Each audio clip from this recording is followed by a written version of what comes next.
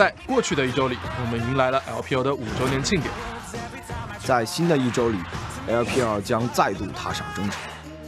季后赛的争夺已经进入了白热化的阶段，每支队伍此时此刻都将爆发出惊人的能量。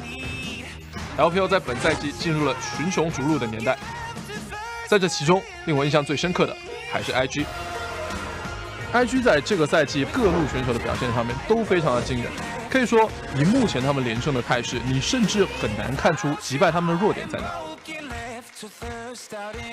本周最有看点的比赛，我认为是 EDG 对阵 Snake。这两支队伍现在分列西部第1、第2的位置，这一场比赛将决定着双方在季后赛的一个主动权。随着季后赛慢慢的接近，各支队伍也需要调整到最好的状态，拿出自己最强的阵容，布置最全面的战术。只有一支战队能登上 LPL 的巅峰，让我们拭目以待。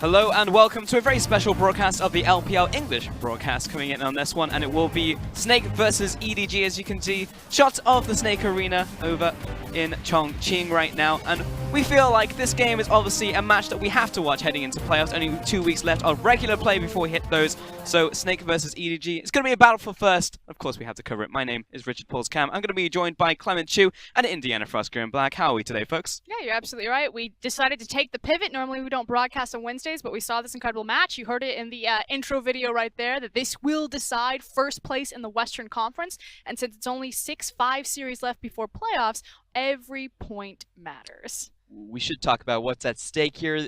The #1 team in their conference is able to slot directly into semifinals for the playoffs, and that also means they will be going to Rift Rivals. It will indeed. But before we go on, cover your ears, cover your eyes. If you don't want spoilers, just mute us to get out of here.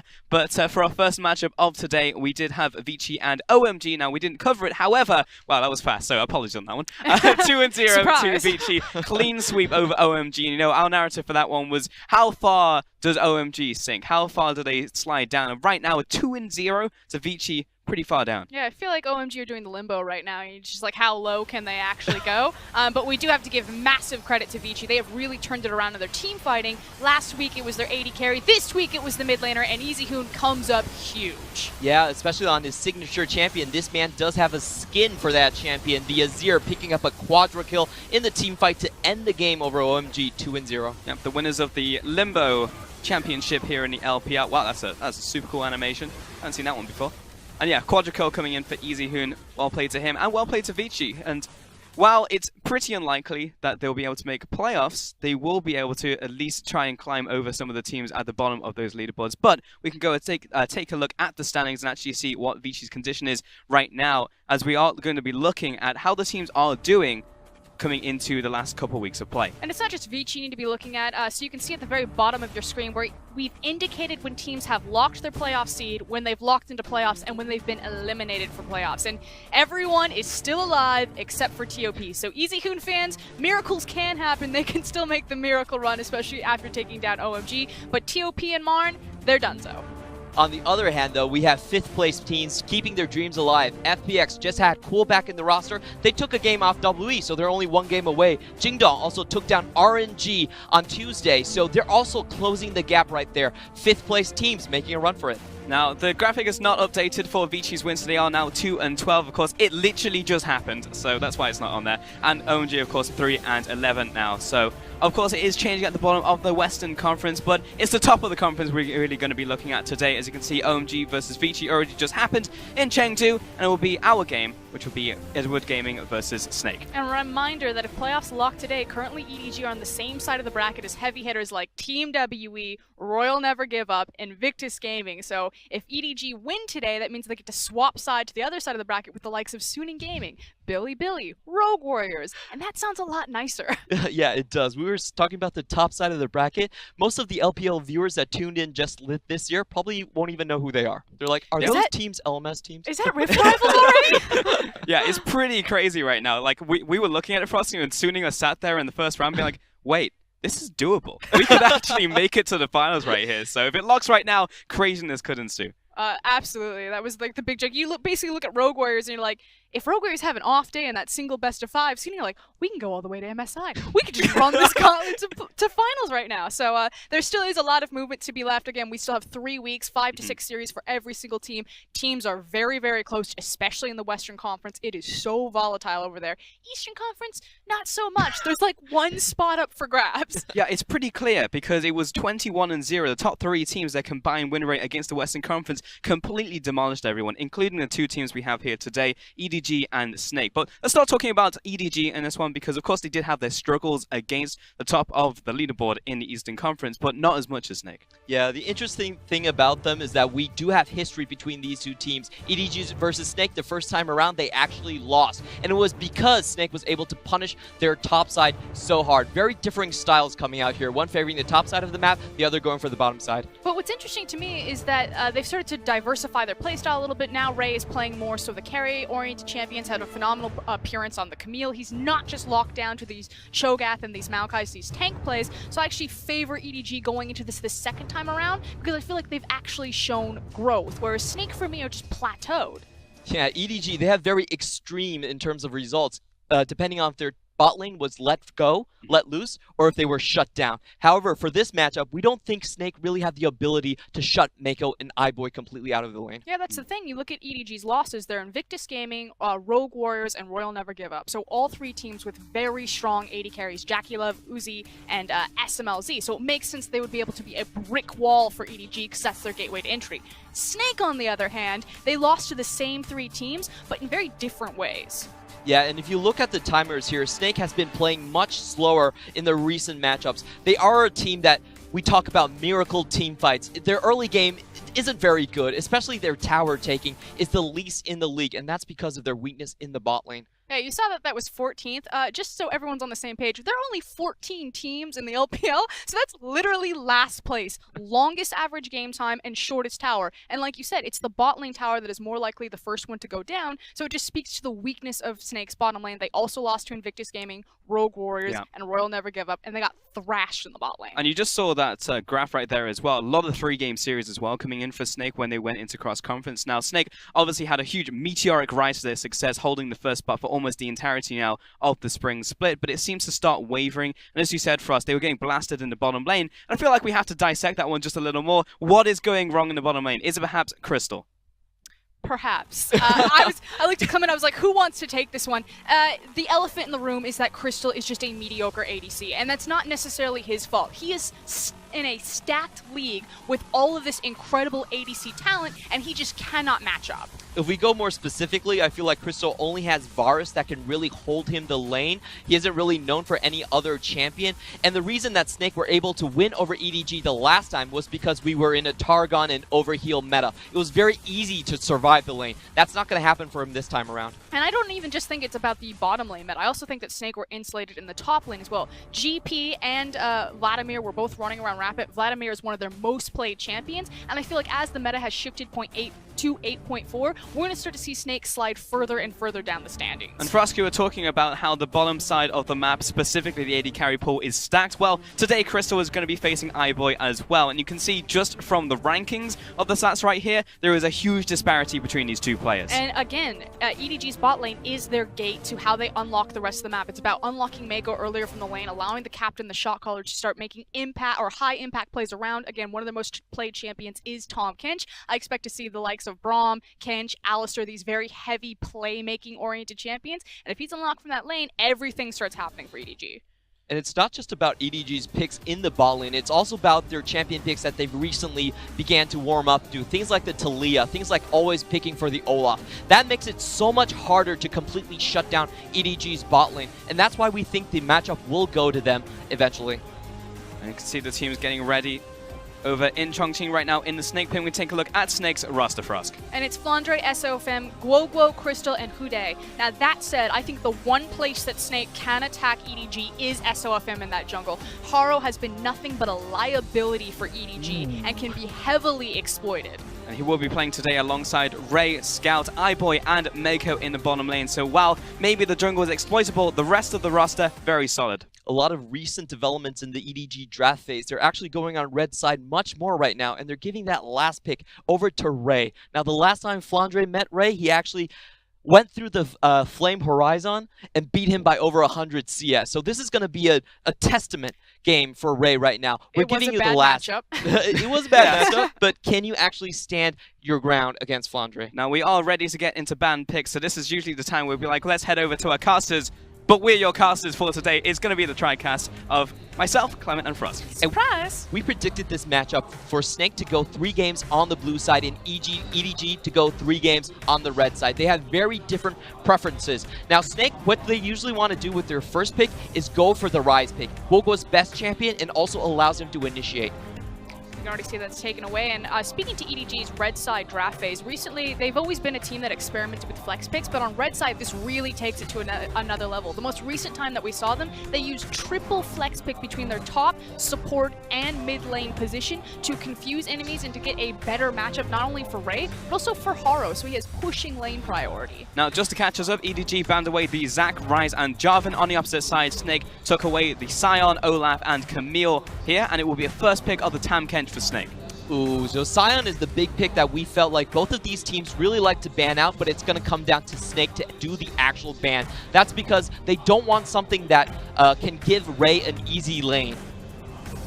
And I want to talk a little bit about the hover of Xayah. I don't know if they're going to grab hold of it again, but what's really interesting to me is the priority that the LPL has to Xayah versus any other league in the world. Right now over in the LCK, it's almost a first pick Caitlyn type of meta. And Clement, you and I were going back and forth on this. Yeah. The LPL loves Xayah, but we as Annas were just like, we feel that she's a little bit too binary to play. You basically have to run into her for her to find a lot of success. She doesn't work with a lot of compositions, and she hasn't found a lot of success even in the LPL. Her win rate is hovering around 30% for 8.4. So if this is a statement pick for iBoy, basically, he knows that he can win lane super hard. That's why they're going into the Xayah pick. And that's the key thing for win lane. When WE brought out the Xayah in the back half of 2017 summer, took it to Worlds, it's because WE set the standard that if you have a Xayah, you must automatically win lane and have the pushing priority there. And the LPL love to play around their lanes rather than their jungler. And it seems like every time we're casting together, Clement is just like, why are they pitting Xayah? And I remember that 0-3 day that we had for the Xayah and Rakan matchup, but it will be locked in here today for EDG. Hopefully the curse doesn't ring true again. And Snake, they'll be picking up both the Skarner for the jungle and also the Vladimir, so a flex pick. The Skarner is the interesting one because we have seen Karsa demonstrate this. You do have a very short animation on the Impale. You can grab the Xayah out of midair. And what's interesting here is that normally when you see the Skarner, the LPL will go towards the Azir. It makes it that much harder for him to gap close. He has to go around the wall. I expect Azir will probably be pinched now by Snake in second ban rotation because EDG decided that it's all about the bot lane. They're going to prioritize the Rakan, Xayah. They can ban away the Leona so there's no counterplay there. And they want to have that big pushing power in the mid lane, which Scout does have the likes of the Talia, so he's not dependent on the Azir. That said, I do not want to see EDG on Azir. I feel like Scout, that is his worst champion. He has a very assassin-like mind playstyle, so he doesn't usually do very well in the team fights for Azir, and that will also give Snake the pushing priority in the mid lane if he does go for the pick. But think of the mind games, Clement. If you pick up Skarner and then you force Scout to take the Azir, they're like, yes. Please. Perfect. Take the Azir, That would Scout. be incredibly intelligent. Here's the big pinch though. Now, Snake have started their substitute AD carry in light because he has a better champion pool on things like the Tristana and the Caitlyn. However, for Crystal though, he's only shown that he could stand up to lane with the Varus. He actually doesn't have a very good pick in lane anymore. He might go for the Ezreal, but that's a very weak laner. And now there's no Varus, there's also no Kog'Maw for Crystal as well. Meanwhile, on the opposite side, Snake will be banning away the Kassadin and the Karma, so looking towards Scouts, they are still leaving up this Azir for us. By banning the Kassadin, either they're trying to force Scout onto the Azir Azir because Guogo has something, or Guogo's going to take the Azir himself. Yep. Scout likes taking the Casted into Azir. He can maneuver around the wall, has good trading potential in the lane phase, doesn't get completely shut out. So I feel like this pick, there's draft phase is already actually really centering around the Azir pick, and if someone's going to be brave enough to pull the trigger first. Well, right now, there's only one more chance for Snake to pick up this pick right now in their next 2 pickups. However, now was the lock-in for Ray in the top lane for EDG. Now, Snake, back at the 10, it will be a mid lane / top lane, depending on the Vladimir movement, and also the AD carry for Crystal. I do like the Ashe pick right here. She's very good in lane. She can stabilize the lane quite easily, and also she will give that engage, so you can have the Skarner and Vladimir into the back line. So I actually think this is a very smart pickup for them. I don't, however, really see the Azir here. The Azir is a very slow pick in this type of a composition. If they do pick it, it's just probably to shore up the damage aspect. Yeah, I was just going to say, I think they need some sort of late game damage, because then you're entirely reliant on Flandre to amplify that. And Azir Vladimir as a combo, it is one of those shells that we talk about that Snake like to run. It's either like a Zach Jarvan type of composition with a Taric, or they run the Vladimir Azir, because Flandre's most played champion is the Vladimir, and Azir works so well when you have that Hemo play going. Yeah. It is the Azir, so Azir will be able to do that late game damage for Snake, including the Ashe as well. We've seen more and more utility AD carries creeping into the LPL here and there. Saw the Jhin the other day, including the Ashe as well, so we'll see another one today. Big thing is Caitlyn rises up in priority, Ashe will be there. Not in this game this time around, though. Yep, Ashe definitely has a very strong laning phase to help her shore that out. However, the Azir pick is still a bit of a concern for me. I feel like it's a very slow champion. It's going to cede mid lane priority over towards EDG, and they already have a very strong bot lane to boot. So EDG, they have a very clear win condition in the early and mid game to play towards the bot lane. I mean, that said, Snake also have a pretty clear win condition in that they like to play late game anyway. Longest average game time, longest average first tower, so they should be used to playing slow around champions like the Azir and amplifying the damage. But I agree, EDG have a massive window at level 6 to just make this all go kaboom. Just look at the compositions. In EDG 4-man, they can fight a 3-man underneath tower and take no casualties, basically. They have a really good CC chain in the Rakan and the Sejuani, and also Galio coming down on top of that. I don't see Snake's bot lane surviving the 15-minute 4-man. It definitely is pretty scary when we already highlighted the fact that a key weakness for Snake is going to be Crystal on the bottom side. He's also pushed away from the Varus. He's on the Ashe as well, who is pretty immobile. And when you get to that level 6, we've stunned one person, but if there's 4 people in the bottom lane for EDG, best of luck. I also think it helps that Ashe is kind of a more lower econ ADC, so to speak. She tries to shore up her lack of damage that she can carry over in mid and late game by bringing that utility, especially when you look at this composition. Crystal doesn't have to be the primary carry. He just needs to survive. And he does have a Tahm Kench, and he's got plenty of wave clear with the volley. So I feel like this is going to be a situation where as long as they have 4 notice that EDG are coming bottom, gobble him up, run him away. This is basically the no-Q Ashe. He has his Hawkshock and his ultimate. That's all he needs, basically, 45% to the play. CDR. Let's start throwing arrows every 30 seconds, boys. However, Snake's win condition for me are quite narrow. They don't have the top lane to rely on. The Vladimir into the Gnar is not a good laning matchup. You can't expect Flandre to really pull out the Jace versus Ornn matchup, which he did the last time they met each other. So it's a very narrow win condition for Snake. They're going to have to hold on to very late game. We're a couple seconds away from getting onto the Rift. And Chongqing in the Snake Pit. It will be Snake versus Edward Gaming, a battle for first place in the Western Conference.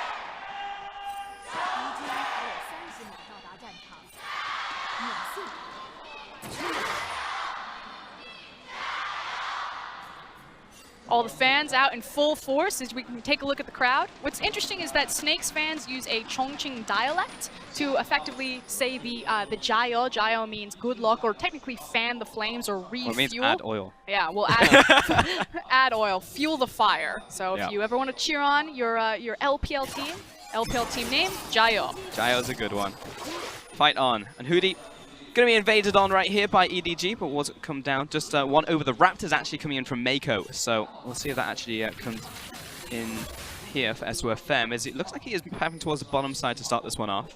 Interesting note to realize Mako's summoners right here. He's not going for the Exhaust Ignite. He's not going for the strong level 1. Also doesn't have Spell Thieves. So they're willing to drag this laning phase out a little bit more.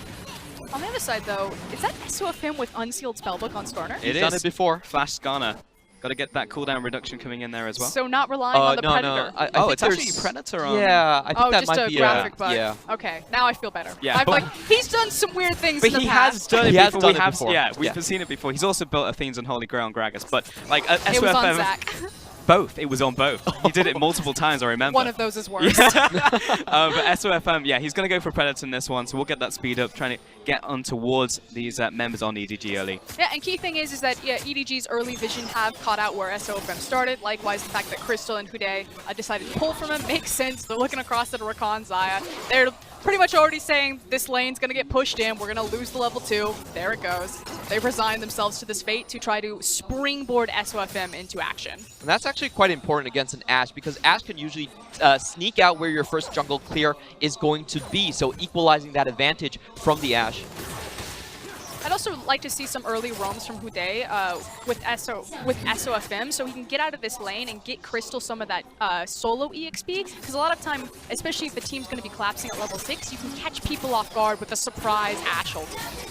Very interesting here. The first Hawkshot does not actually see where Sejuani is. They did not manage to spot her out.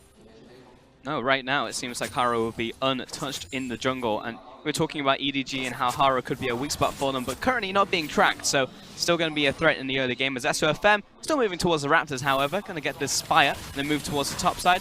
Actually choosing not to go for the Krugs right here. He's going to go back to base. Did ping them, however, so he is aware. SOFM, a notorious timer tracker, is Mako.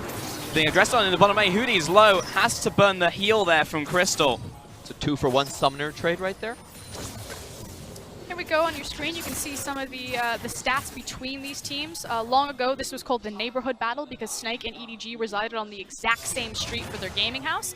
Now that Snake have moved to Chongqing, they struck the first blow by taking down EDG, but still time to square up this head-to-head. Wow, forcing another flash there here as well. Crystal going to take a last auto attack from Mako, and that was not a good trade for the bottom lane of Snake. Mako even taking more damage on the way out, but they definitely won that one. It's really interesting how Mako is trading here. He's going all in onto the Tahm Kench. He might not have the Spell Thief or the Exhaust, but he's willing to do it and still playing the lane magnificently. Yeah, the key is that he has more pots right now. So he was trading for the health on the creeps. He now has the pot advantage, so they're going to continue to abuse this bot lane, which is forcing SOFM to respond. Comes into the bottom lane, plants down his control ward, and will at least give vision over to Snake right here. Haro looking towards this mid lane, level 4, but Wave is already pushing in, and specifically Grogo is already at his tower. Yeah, looking for that flash taunt there. You can see that Azir has the cleanse, so definitely prepared for Haro and Scout to try to 2v1 this mid lane and try to bridge over into his late game potential.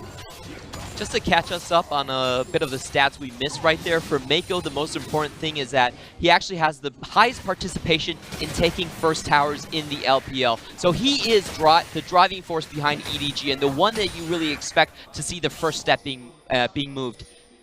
And we also saw EDG currently on 7 points, Snake on 6, but if Snake win here today, then they'll just have more wins, and plus they'll have head-to-head against EDG, so we'll be gunning for that first spot. I feel like it's just going to be a little bit of a quiet game for the next 2 to 3 minutes until EDG take over, get that big window where they have the access to level 6, and then it should be a 5-man stack bottom from EDG if history is to repeat itself for pretty much every single one of their games.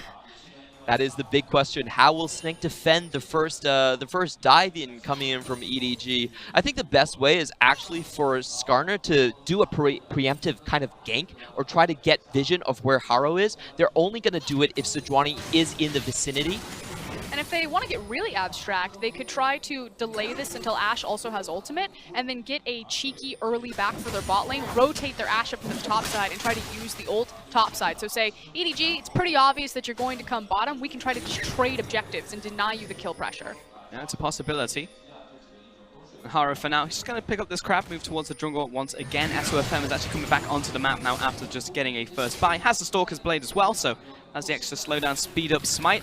Haro's going to take away the spy while he's at it. Yeah, so what Haro's doing right now is he's clearing and creating that runway bottom, getting access to the Scryer's Orb, taking over the Spires, even denying the Blast Cone plant, and setting up some neutral and offensive vision as they're trying to open up this pathway for them bottom. And we are seeing the response from Snake here, trying to defend it very well. The crucial ward you really want to check here is the control ward behind the red buff. That ward typically allows the mid laner to start a very easy roam towards the bot lane. It's also a pretty good window for EDG because Hudia, still without his flash after that earlier trade, Crystal without the heal, but should be up by the time EDG look to try and make a play there. Meanwhile, on the top lane, we can take a look at some of his stats as well. Very much a strong point on Snake's side, a very consistent top laner. Yeah, and part of the reason why Snake are sitting top of the standings has been Flandre's performance. In 2017, Flandre frankly looked like he should have been benched. But coming into 2018, he's turned it around and he's showcased why he's still an elite top laner in the LPL. I will say, however, patch 8.4 has not been that kind to him. Both Gnar, Gameplank, and Vladimir, all three of these champions have been nerfed compared to 8.2. So his impact across the map has kind of diminished. He's not winning lanes as hard, but still showing up for the team fights. And I don't necessarily think it's just his champion pool that got nerfed, but more so the unsealed spellbook. That was some intensive training.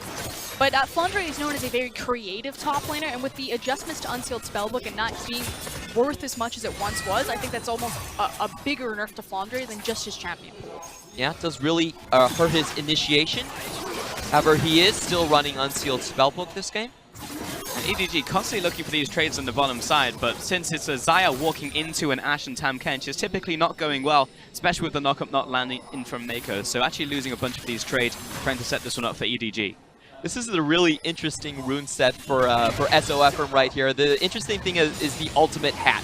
This guy thinks that he can pull out an ultimate every time the cooldown is down. Typically, we do see water walking on the Skarner. I was just going to say that because Skarner is almost never getting these ults, but hold on, shelving. Oh, Mako thought he had the opportunity there, but Tahm Kench had not used his Devour yet, so it's going to be Mako's ultimate down for quite a while now. Super fun champion, Tahm Kench. Just love the counterplay and how he sets up all the lanes. Oh yeah. That's definitely why Hudia first picked this champion. It is his most played, and it will protect the AD carry. If you look at EDG, they have been paying the control ward that we've been talking about. That ward right there, that allows Galio and Sejuani to roam down, use the blasting cone, and appear behind Snake's tower. It's also the fact that Flandre has just now used his teleport. Ray doesn't have his TP, but now EDG know that for sure it will be at best a 4v4 bottom, should they go.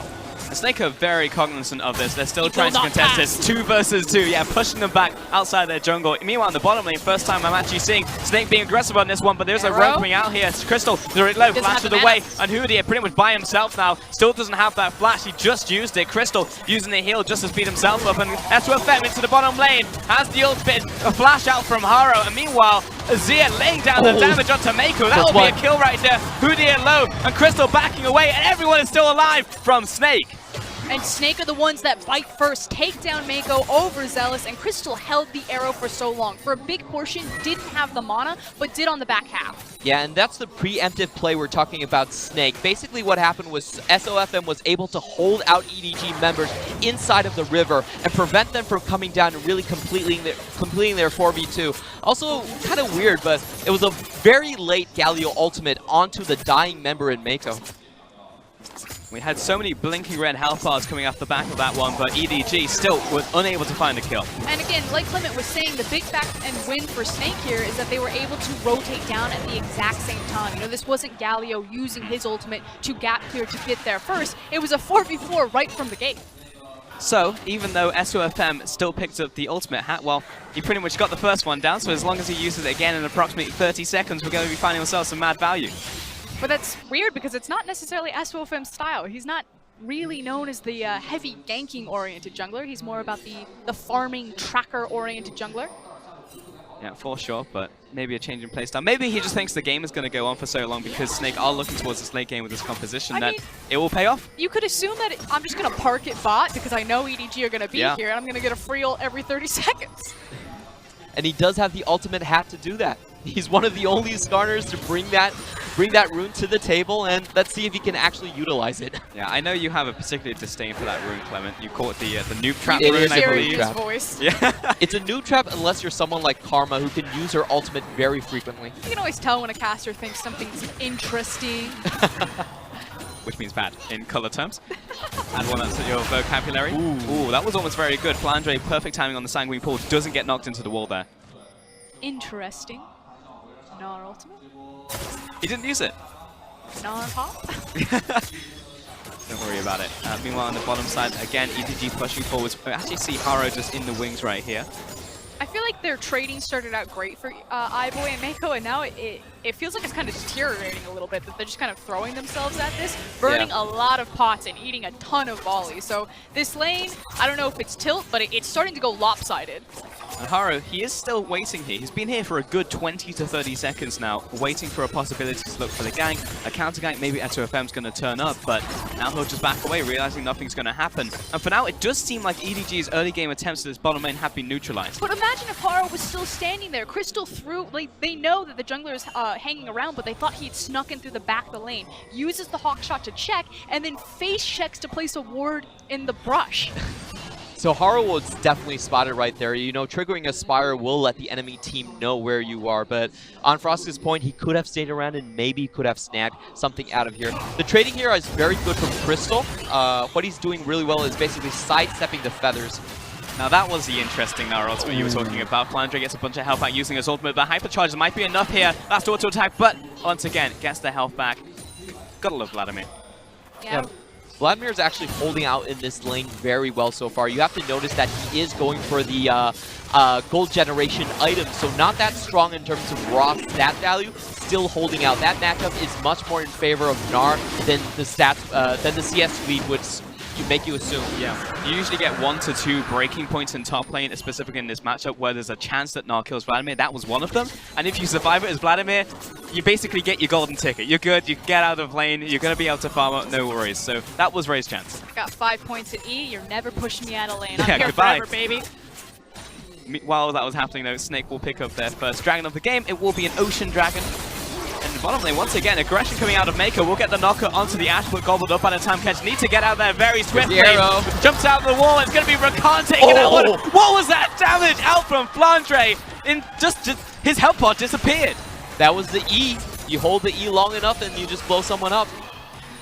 Looks like this could be a 2v2 though. Excuse me, 2v3. Haro's on the sidelines and Galio's trying to make the rotation because they know Azir and Skarner are collecting blue buff. That was so unfortunate for Mako. You could see Aibo was right in front of him, jumped up, and then he took the arrow right there. Well, sacrificing his life again for his prodigy AD carry. Hey, there you go. SOFM into the top lanes. Meganar right now, so he's not as mobile. Oh, I didn't grab him. Nah, he was thinking about it, but he was like, do I really want this? The ultimate hat is always worth it. If That's you're not true, pressing R, then yeah, you should just be use it, man. using river walking. Yeah, yeah. Water walking? Water walking. He has Yeah, water water walking, but walking. he can take a different... Because there's many good things to choose from in the sorcery tree. Oh yeah, water walking, that 25 extra move speed in the river, like that really helps you navigate from bot to mid. Like once you have a mid lane priority, it's so good. It's like Cloud Dragon on steroids. It's what Cloud Dragon wants to be. 8.5 will come eventually. It will. In combat. That's actually huge for a lot of matchups, especially for melee versus ranged.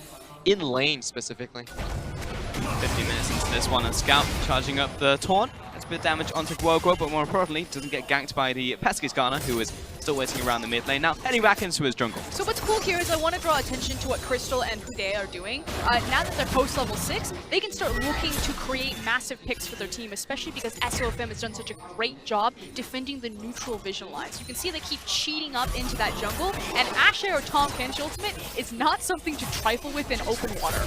Yeah, and you can see SOFM is following them so tightly. Basically, whenever they get a chance, he's already in vicinity to follow up. They're effectively the Uber Eats app, and SOFM just keeps checking. It's like 5 minutes, 3 minutes, you're at the door. It goes back up to 8 minutes. You're like, what the? You're literally just standing on your porch looking up and down the street. Where is it? Well, I do want to talk about this early game now, because we're 15 minutes into this game. Like, I would say we're getting to the point where we're starting to leave laning phase fairly shortly. And Snake, they've survived the early game onslaught from EDG. You know, we were identifying that EDG want to come into the bottom lane, which they did, but multiple times it was thwarted by Snake. Yeah, Snake survived EDG's tempo. Again, if you go back to the stats, this is usually when Snake would actually crack their first tower. It's the latest of anyone in the league, and through SOFM's vision control, they were able to survive. Well, once again, they're looking for engage onto Hoodie. He's Maybe going I to be spoke dragged too in for a soon. couple of seconds, and Haro, once again, moving on to this Tahm Kench, but he's got the Grey health. But they do plan to in place. Grubhubber's going to drop in a second. Another chase down out for Haro, but it's still not out there. It is Blade Caller in from iBoy. Finally gets the kill into that Tahm Great Kench. range on that R. The Feather Caller really nagging Foodie at the last possible pixel right there. Just managed to tag it, and finally EDG's bottom play works out. SOFM and Crystal still here, however, so they are able to clear out the minion wave, but that tower has taken a lot of damage. Wiggle at him, SOFM. Oh, he's looking for the gimme. There's no one here to really help, though, so he's just basically here to help defend the tower. Oh, but that being said, in the top lane, he breaks down, following up. Tree needs to get out of that Tide of Blood. I've already seen how much damage it can do in the bottom lane, and Flandre will burn the flash. Yeah, and meanwhile, Houdet actually TP'd back into the bottom lane. The classic Tom Kench gank. Here he goes. There you go. He's walking up and now walking away because he's been knocked up once again, and that was a lot of damage down to Tom Kench. He has SOFM here. He's reconsidering, but he still flashes on the enemy AD carry. Goodbye, iBoy. and that's just the synergy between the jungler and the bottom lane. You could see Haro was right there, but he wasn't in time to assist. What is Flandre doing? Can't tell if BM or not because Gali was coming into the top lane, and now he doesn't have his Zonius and he doesn't have his Sanguine Pool. Well, there it is. He's got it back off cooldown, but a perfect timing on the wall-up. Phenomenal by Ray. And Scout's now just going to TP back to the mid lane and catch all of this CS. So huge play by EDG's mid laner with mid priority. That's an interesting thing because that's the first time that we've seen Galio been able to roam first in the matchup.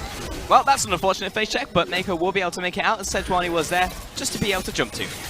This is crazy. So Snake see that the priority from mid was given to the top laner, and then he immediately in a race with Gnar, which heavily won in the bot side. They've got 3 members. First tower falls right on time for Snake, but Ray will trade. It will, but it won't be first tower, which is what Snake managed to get there. So still 350 gold over to Ray is definitely going to be good for them. Snake aren't going to continue pushing, but they will go back to base. We'll see if they now move their bottom lane to top side, or they look for a pick around the map. And what's interesting about this map right now is that both sides have so much initiation that whoever can really make the first good move, the first good coordination move, will usually take the fight at this point. We have an open map and both sides are stock full of either globals or very long-range initiates. Take another look at this replay here. Yep, just the flash. And the fact that iBoy is caught with his flash up, so just not expecting Skarner. I feel like that was the shooting from the hip, and SOFM got him. That was the hesitation from EDG, though. They didn't have their ultimates. There was no reason for them to actually stay there. Be there, yeah. Yeah, but they still wanted to pick up the wave, so that was completely a misplay on EDG's side. So I want to talk about right now is actually Crystal's positioning. We don't ever get to see Ashe that often because she's been out of the meta, but one of the stronger parts about her is her ability to break mid lane because she often walks mid instead of trading top, stands in Fog of War, and throws arrows. Don't let him do it! Oh, Don't let him do got it! SOFM steals the first dragon, then steals Mako into the team. He's backing off. He'll finally be deleted by Ray with the Gnar ultimate. But Flandre, he's into the back line. He's got access to Mako. That will be a 1-for-1 trade. And now Scout pushes forward. Will land the taunt onto the Vladimir. No more pooling for you. He will go down. And Ray's looking for the chase. Haro backing away. Will be a 2-for-1 trade overall. However, the dragon to Snake.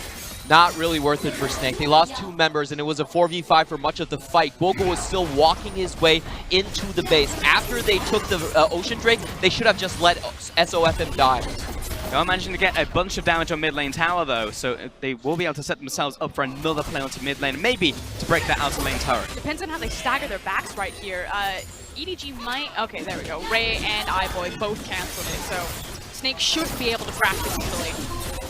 And this long-range harass coming in from Crystal was starting to mount up. The static shift proc hitting the Gnar and then also hitting that Xayah. Yep, just watching this again, they use all of their skills onto the Rakan, so already a bad start of the fight. This is also a 5v4 in favor of EDG. Only now do you see Bogo actually enter the fight. Mako was iBoy was untouched throughout the entirety of this. I do want to give a lot of credit to Houdet, though. The fact that he gobbled up Crystal and disengaged him from the Gnar ultimate at least meant that Snake could look for damage on the mid lane tower post-fight. Yes, I agree, they overcommitted, but he really saved the day. You know, I really can't tell what's happening in the LPL. I'm not sure if SOFM has just paid off every other team to just let him walk up and steal, because that's again another nonchalant steal. Like, Clement, you were with me that day when he just walked up to Herald. It was like, well, I guess I'll just smite it. And then the same thing just happened there with the Dragon. It was just like, yeah, sure, SOFM, I want to test my skills against you. He does have the most Baron steals in the LPL, but there, however, I thought the initiate was, he was trying too hard to make his ultimate hat worth it. He didn't really need to pull the Rakan there. The pressure of the rune just looms over him. He's like, I have to press hard. I'm up to 3. I need another 2 to make this worth it.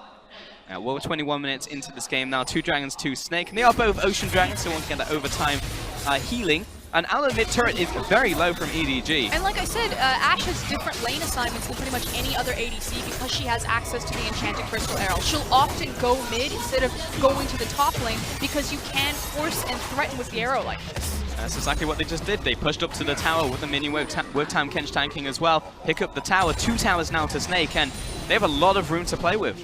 Yeah, a bit of indecision from Scout as well. He was looking for the rotate from the top lane, but then stepped on the control ward and said, well, you know what? Mid lane's down.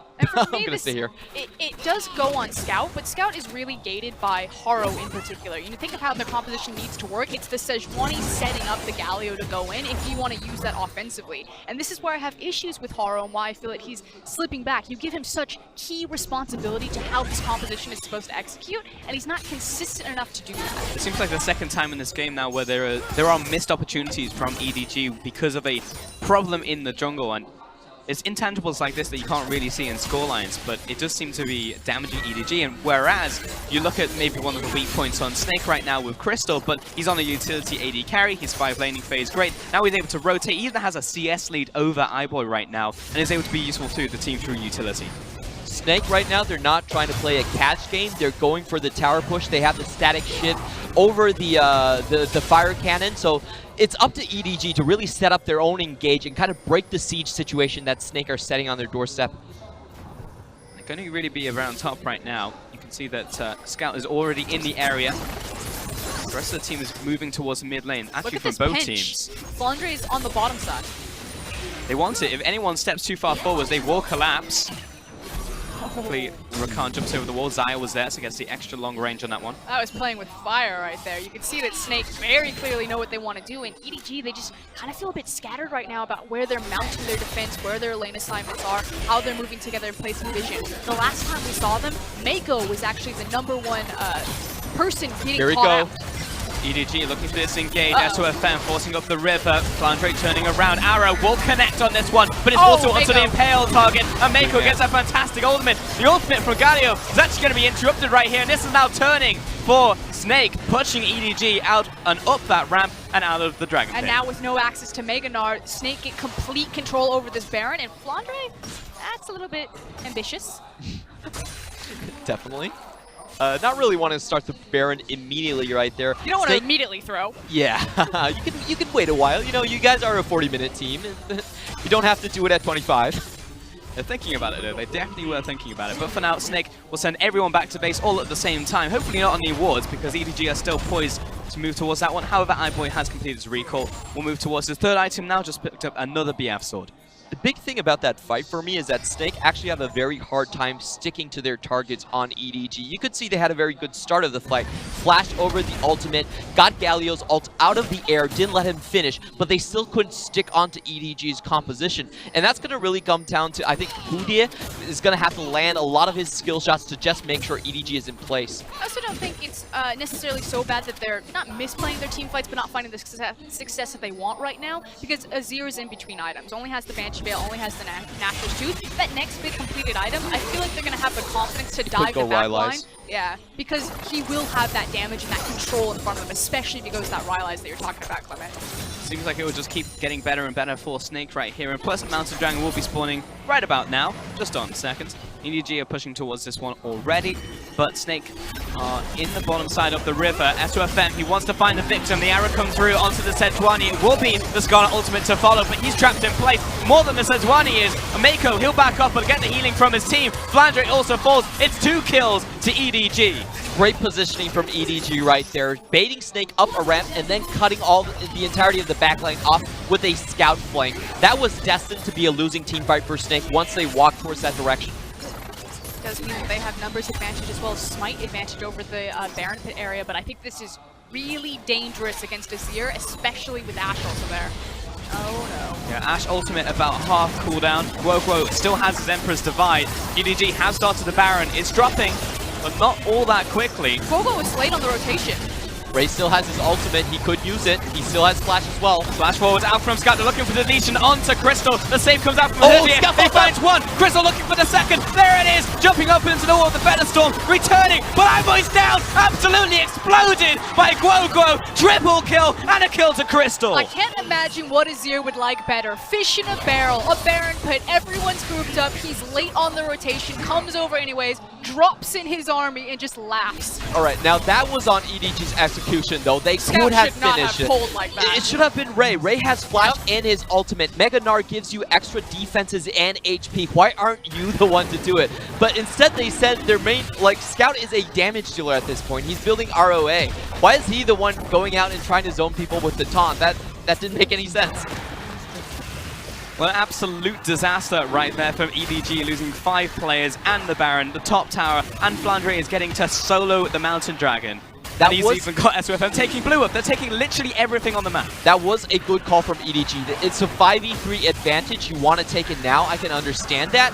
However, the execution was way off. And this has been a consistent issue with execution in EDG, especially in team fights and especially with Scout. Scout is either standing on the wrong side of the team fight Look or at Ray. has the wrong responsibility for it.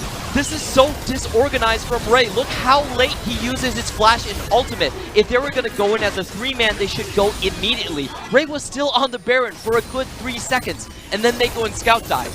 That was so bad in the team fighting sense. They're so uncoordinated. Showcasing the growing pains of a very new roster. Ray and Haro have only been with the team for, what, 11 series now?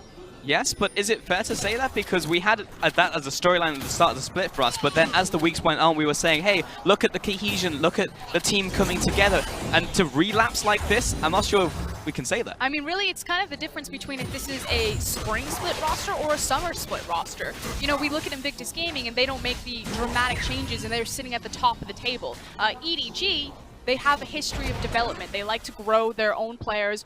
Getting Ray back into the team. He is Korean, he has to pick back up the Chinese, get the language all ironed out. So maybe EDG's goals aren't necessarily to look for an MSI ticket. Oh, that's pretty harsh to say, but yeah, I Well, they're think not we can... getting it looking like this. Yeah, we can She's all not wrong. agree.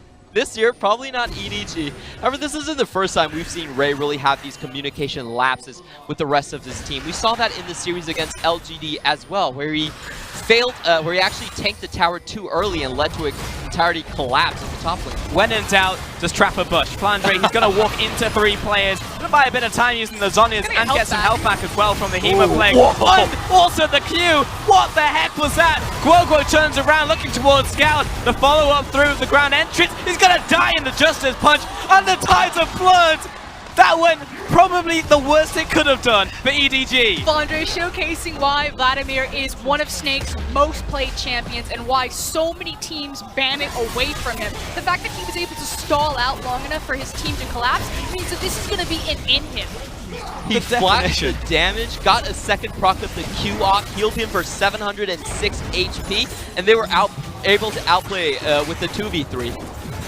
2v3, top tower, top inhib right now with that Baron buff. Now they're pushing it down the mid lane. They can take all of this away. Let's see that again because Flandre, he dropped so low. It was so good by him. He comes out, uses the Zhonya, and waits. He's waiting on his second Q, the empowered Q, to come out, and he heals instantly. I don't know what Scout was doing right here. He should have ran in the opposite direction rather than trying to save Haro because Flandre picked up the kill on Galio and still was able to get the kill on Sejuani as well. And what that means is it takes a bad situation to worse right now. EDG or Snake have snowballed this game close to a 10k gold lead for themselves with a composition that outscales. They have a Vladimir, they have an Azir. Azir's now bridged to 3 itemization, so he hits like a truck, whereas previously on that before Baron fight, he didn't have that complete itemization, and he got all of those kills. So just imagine that situation again. EDG have now put themselves in a situation where they're in a marathon, and the marathon runner just passed them up, and they're losing touching distance, and they're only slowing down. What this means is EDG can only win the game through catches right now. If they take a 5v5 team fight, I don't see any way that they come out ahead. If you look at Scout's itemization, he no longer has the natural HP gain to be a frontliner. He's going to melt to Crystal's build at this point in time. They're going to have to use the Rakan, use Mako, and use Sejuani's ultimate to find some picks over the map. Yeah, look for a pick, but not on Flandre. Anyone but that guy, because if we do, then he might just kill us all. I mean, it really just has to be like a flank wombo combo, and they have to immediately delete probably Guogo at this point. If they hit anyone else and they don't die, and even at that point, Flandre might be enough to carry the fight still, and that means that they need to get vision control, which EDG cannot go into their own jungle at all. They are pretty much relegated to peeking their heads down lanes. But now they will not be able to defend this inner turret, that's for damn sure. Another push into the bottom lane. And they have those 2 inhibitors left remaining. Clown Dragon spawning in a little bit, but it's more about that Baron, which spawns in a 1 minute 40 from now. And this is really dangerous for setting up Baron, because if you look at the top side, EDG have no towers outside of their own high ground. This means that Snake have so much ground to set up, potentially all group up and find picks or force EDG to face check into. Like, the distance might remain the same from the high ground to the Baron pit, but EDG are going to take so much longer because they don't have the minion wave. Just looking at this push coming in from Snake once more, kind of turning into a bit of a 1-3-1, but moving more towards that 1-4. Sfanja goes back to base right here. For the AD carries, 4 items currently. Crystal, opposite side, having to pick up the QSS in fact, because there is a Skarner on the other team. You don't have the Tam Kench, so everyone's got to pick up QSSs. Taking control of the Spire, setting up some vision. Like Clement said, this can be a game played multiple ways for Snake at this point. They're simply going to outscale. They can wait patiently, try to burn the Baron when EDG are completely out of position, stack in a bush, try to find a pick from someone face checking, or even use the Tom Kench if EDG decide to even try to neutralize the lanes in the top and side lane. Like, that's the other problem. They can't even neutralize the map in the lanes where they actually feel comfortable because of threat of Kench. So FM pushing up with his team right here, winning the 5-man death ball, taking away pretty much every piece of vision that is in the jungle currently for EDG. And it's so rough because EDG would still like to fight in the jungle since they have so much zone control and wombo combo threat, so many walls and access for Ray, but that's also exactly where Snake want to fight with the Azir. And for all the people to get caught, Haru, you probably don't want to be the one, but you also have to face check, so kind of a catch-22 right here. EDG want to be pushing up, but it's Snake trapping every single brush. They found the Sejuani, looking to kill the jungle, so can't smite the Baron away, and that's going to be going down. Flandre deletes that backline. Goodbye, Mako. And unfortunately, the Galio is now trapped behind enemy lines. He's going to buy some time with his Zhonya's, but he's eventually going to go down right here. Critted in the face from Crystal. 4 kills to Snake. You don't even need to take the Baron. You could probably just walk this one through the base. Oh, what was that damage? That was utterly disgusting. 2 hyper-scaling late-game AP carries going directly into the bot line. I don't think Mako's life expectancy was over 3 seconds in that team fight. He just popped. Yeah, definitely. Definitely the case. And Crystal, well, he's already burned the flash, so he's pretty much sent up the flare right now. The Snake are going to be taking this game 1 against EDG. The battle for first. Well, Snake is leading it.